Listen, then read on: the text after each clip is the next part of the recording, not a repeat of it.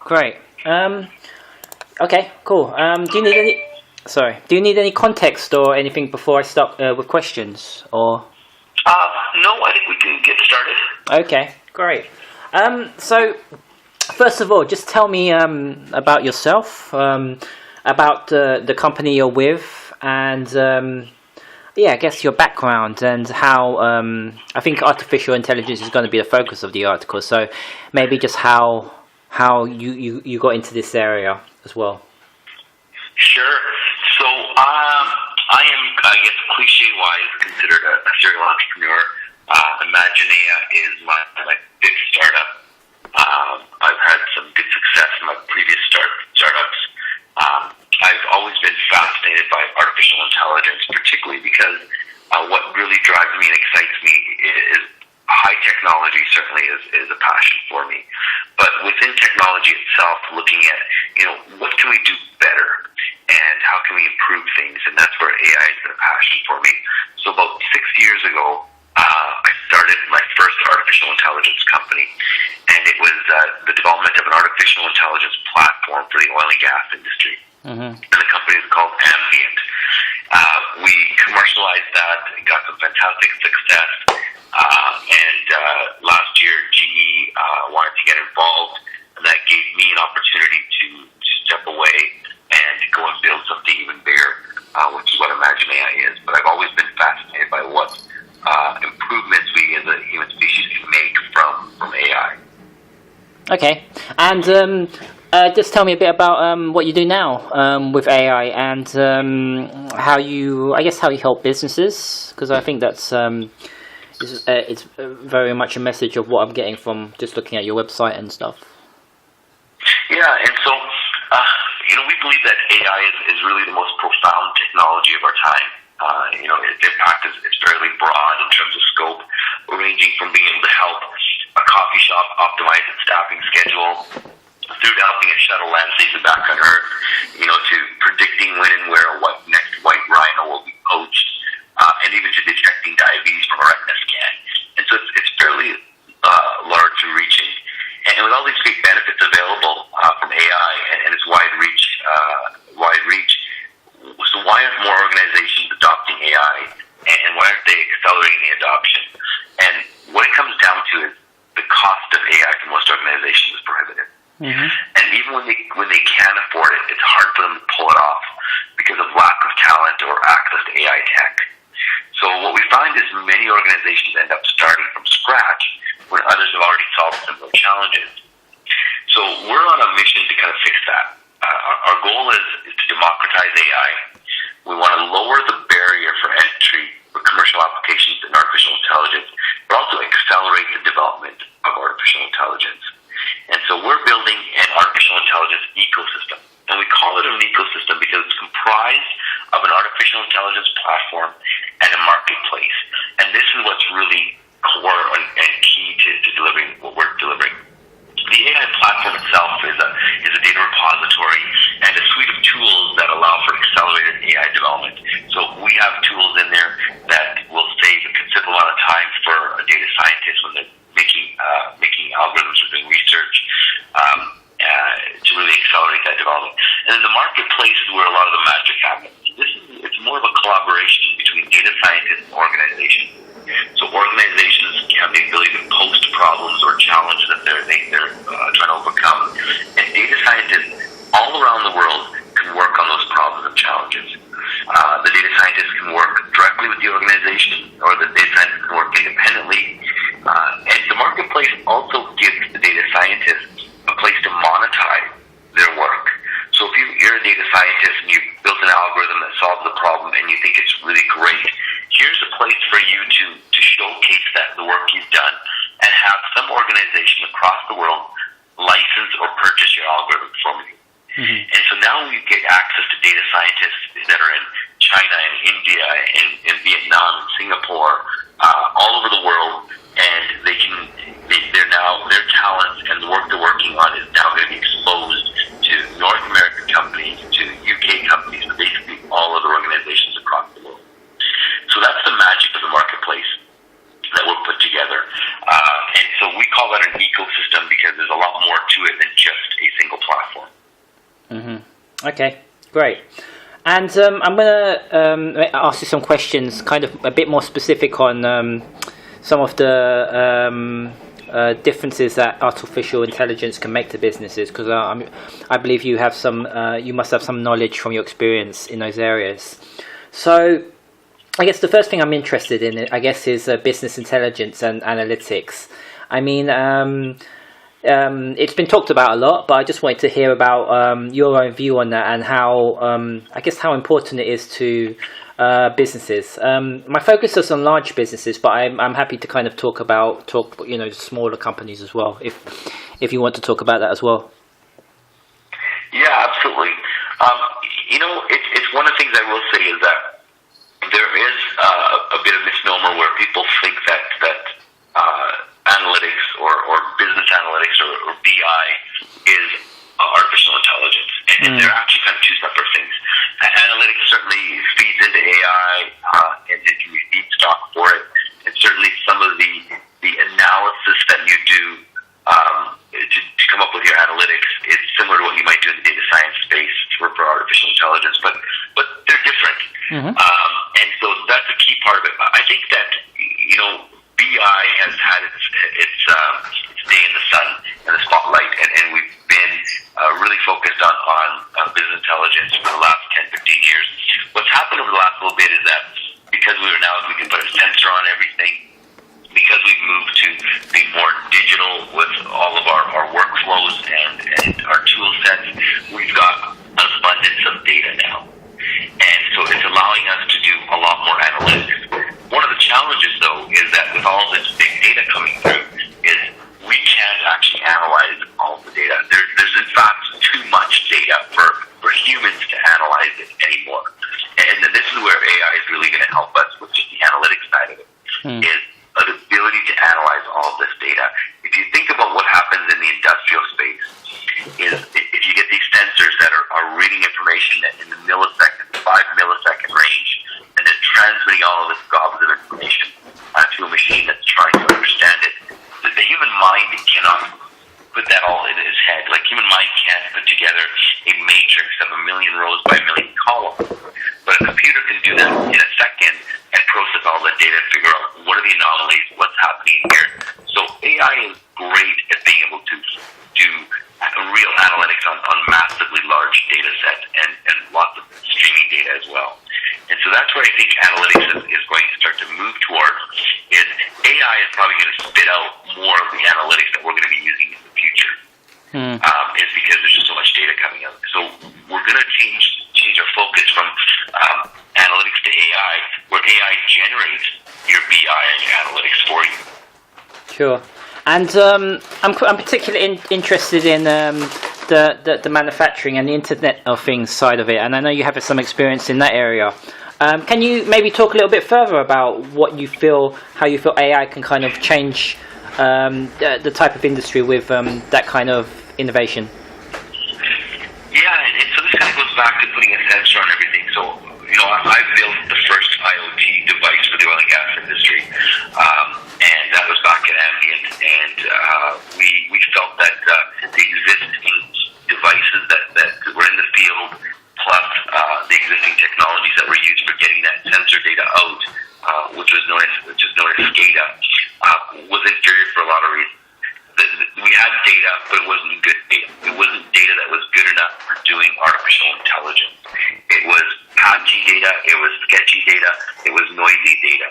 And so we needed to have some good sensors out there. And so we developed an IoT device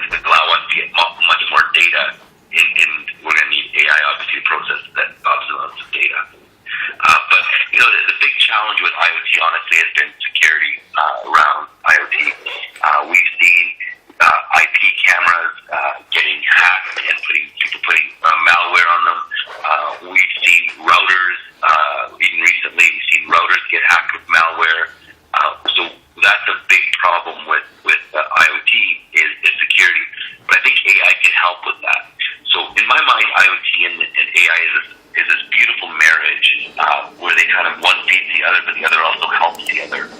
And so I'm really looking forward to IoT devices having AI and using AI for cybersecurity reasons, and not just edge computing of sensor data coming in, but actually protecting themselves as well. So I think that's going to be a really great marriage of the two. Great. I wondered because I'm not sure about the answer to this one, but do you have any kind of knowledge about AI in finance or the supply chain? I have a little bit of knowledge of AI in the fintech space, and a little bit of knowledge in the supply chain, but not it hasn't been my focus. Okay, yeah, I'll just maybe move on to a different question then, into more about talent and the workforce, because I've seen some material that you and your company have kind of talked about that area. So I'm just kind of interested in your viewpoint on that side of things. Again, it might have make a difference when it comes to manufacturing in terms of employment. But I just wanted to kind of hear it from your point of view, how AI will affect it, both I guess positively and negatively.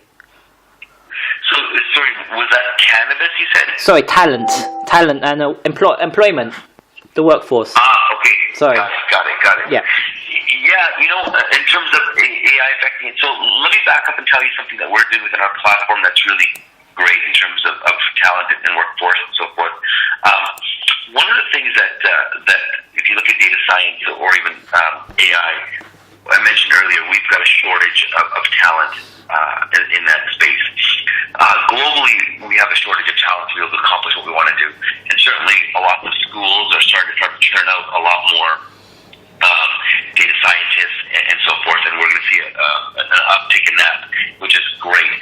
But we need to be able to wrap our hands around all of this talent and get them focused on global problems, and that's what our platform is all about.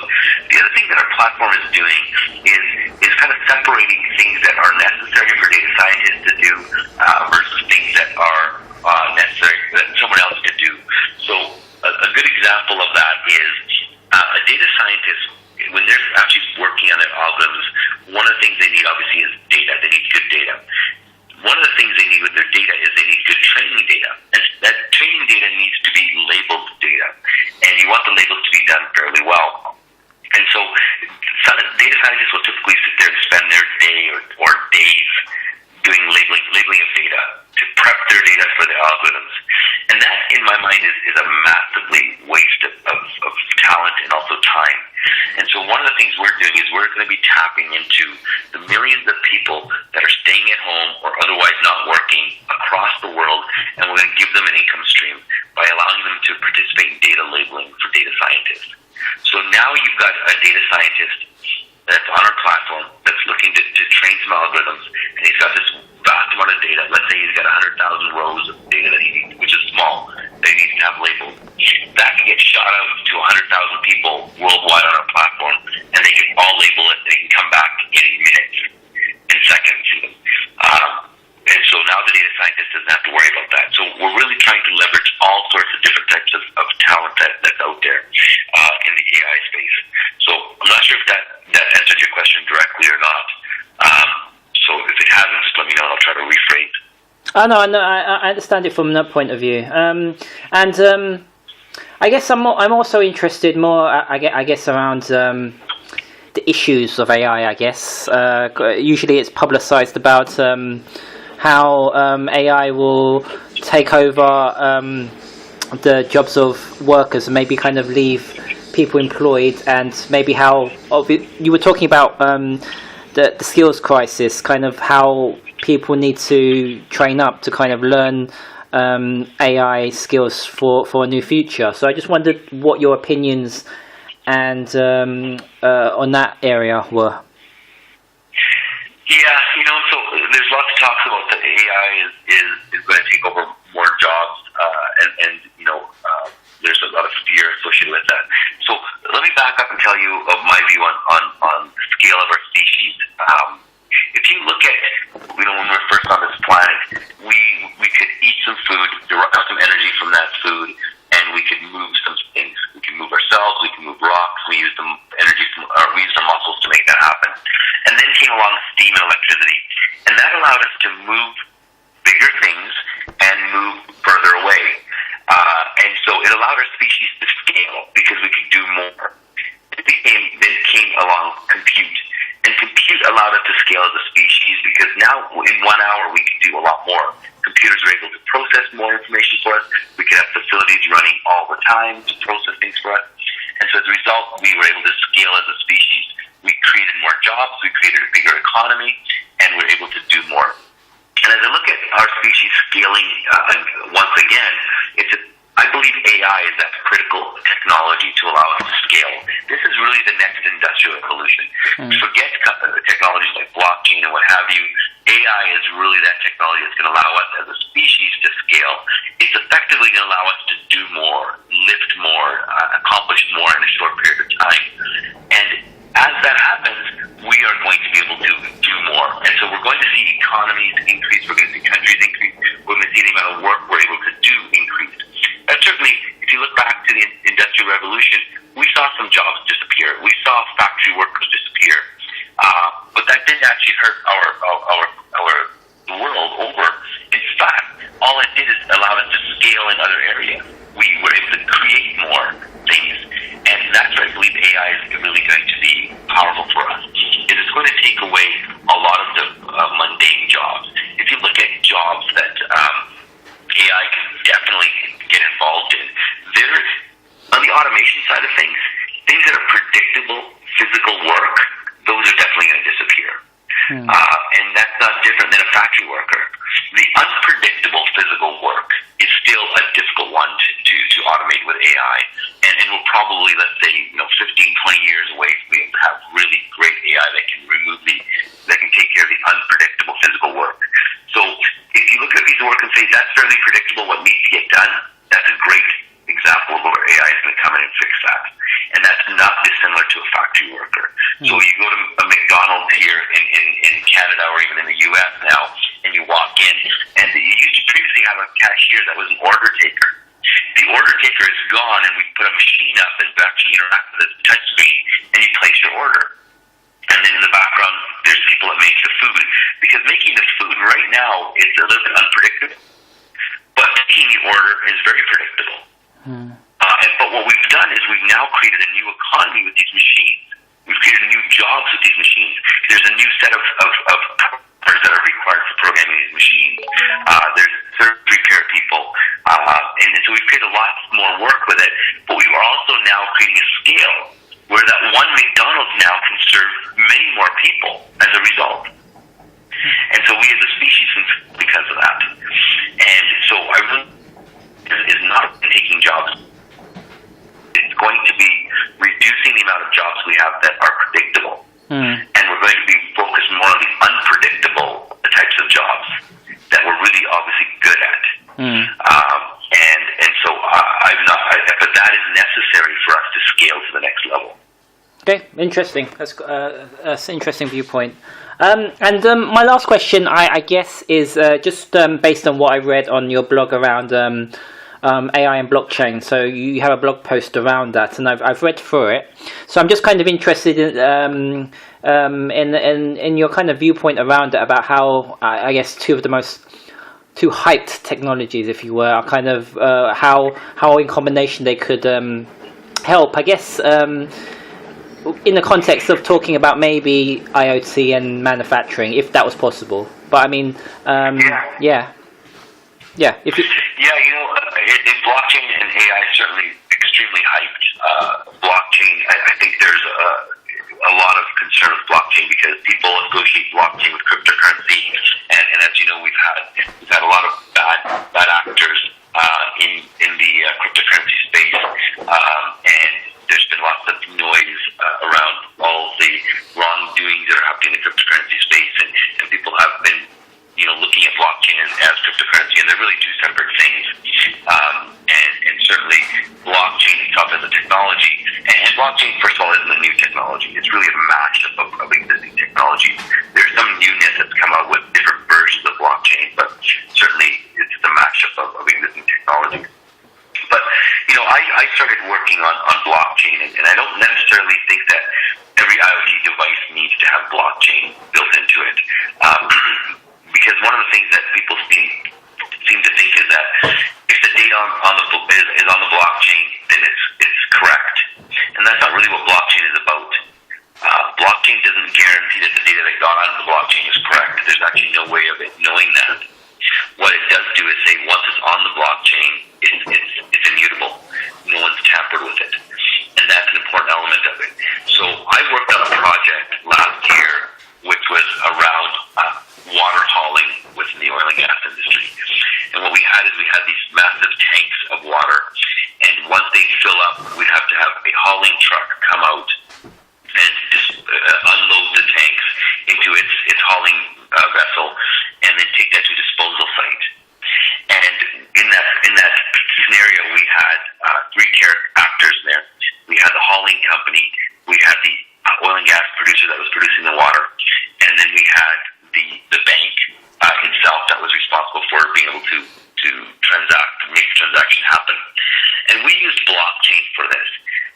And how we used blockchain was basically once the tank was full, the sensor, the IoT device on it, would notify a cloud system with its level reading.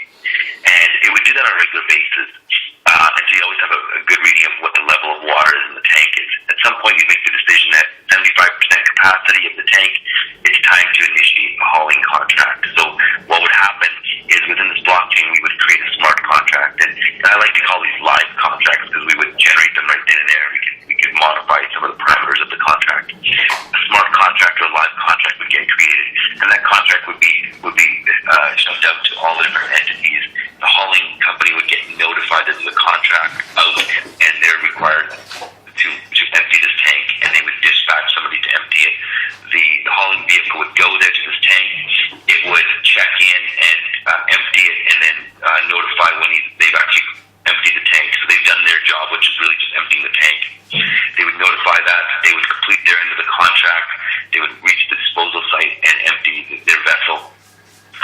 The contracts would get closed out in all the entities, and the bank would know that the work has been done to transfer the funds from the oil and gas company to the hauling company, and it would all happen, seamlessly, electronic, very quickly, and that's a great use for blockchain. Mm-hmm. And that's where we see it happening. Now you can overlay AI on top of that and look at how do we optimize the hauling. Instead of just going to that one tank, maybe there's a route that they need to go to that's ideal for the capacity of the vessel, the limits, the levels of fluid within the tanks, what's the ideal path. And then the disposal site, maybe there's 4 disposal sites, and which one's closest, but also which one's more congested than the other ones. So if you put IoT sensors on the vehicles, you also know where they're all sitting in. Are they all backlogged, waiting in queue for one disposal site, and maybe there's another one that's only 10 minutes down the road that is completely empty, and you can go there and dispose. It might be a 10-minute more drive, but you're spending less time waiting.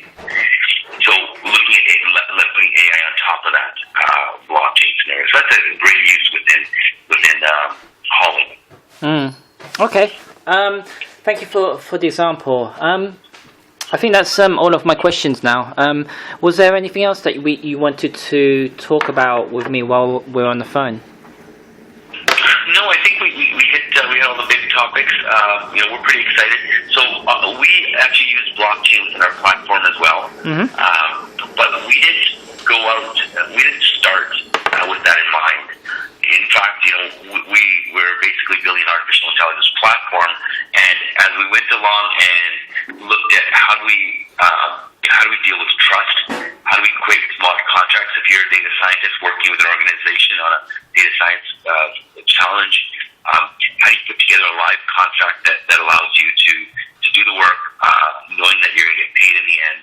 And so we looked at blockchain as the trust protocol within our platform to be able to solve that gap. So we create live contracts right on the fly between 2 entities that agree on the terms, and then the contract closes out at the end when both parties agree the work has been completed. So we are using blockchain for that purpose. Okay. Actually, I do have, I guess, one more question, if it's okay to answer. We're talking about kind of how you're benefiting data scientists who are kind of specialising this with AI. What kind of initiatives or kind of movements do you see needs to be happening for this kind of skills gap to be filled, basically? Because I guess we're early-ish on with AI, and it will become more a problem as we go along. Yeah, it'll become a bigger problem as we go along, and I think that there's a few things that need to happen. One is we need to get people more comfortable with AI. Organizations, you also need to get the academia side more comfortable with AI, and we need to think about data scientists as feedstock for being able to build AI in the future. We need more feedstock, and that's going to come out of the universities, the colleges, the schools.